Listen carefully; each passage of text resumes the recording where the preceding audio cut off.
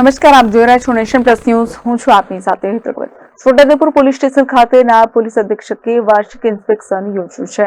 Chhota Udepur police station ખાતે નાયબ police અધિક્ષક કે.એચ. સૂર્યવંશીએ વાર્ષિક ઇન્સ્પેક્શન યોજ્યું હતું. નાયબ પોલીસ અધિક્ષક કે.એચ. સૂર્યવંશીએ વાર્ષિક ઇન્સ્પેક્શનમાં પરેડનું નિરીક્ષણ કર્યું હતું તથા પોલીસ દરબાર અને લોક દરબારનું પણ આયોજન કરાયું હતું. લોક દરબારની અંદર નગરના આગેવાનો, નગરપાલિકાના કોર્પોરેટરો ઉપસ્થિત રહ્યા હતા અને વિવિધ મુદ્દાઓ પર ચર્ચા કરવામાં આવી હતી. આજરોજ છોટાઉદેપુર ટાઉન પોલીસ સ્ટેશન ખાતે નાયબ પોલીસ અધિક્ષક શ્રી છોટાઉદેપુર નાઓનું વાર્ષિક ઇન્સ્પેક્શન પરેડ રાખવામાં આવેલ, જેમાં પરેડનું આયોજન કરવામાં આવેલ તેમજ પોલીસ દરબાર અને લોક દરબારનું આયોજન કરવામાં આવેલ, જેમાં છોટાઉદેપુર ટાઉનના પ્રતિષ્ઠિત વ્યક્તિઓ બધા હાજર રહ્યા હતા. તેમજ જે લોકોના મોબાઈલ ખોવાઈ ગયા હતા તેવા 4 મોબાઈલ પોલીસે ડિટેક્ટ કરી અને મૂળ માલિકોને 13 તુચકો અર્પણ ખેતર પરત આપેલ છે.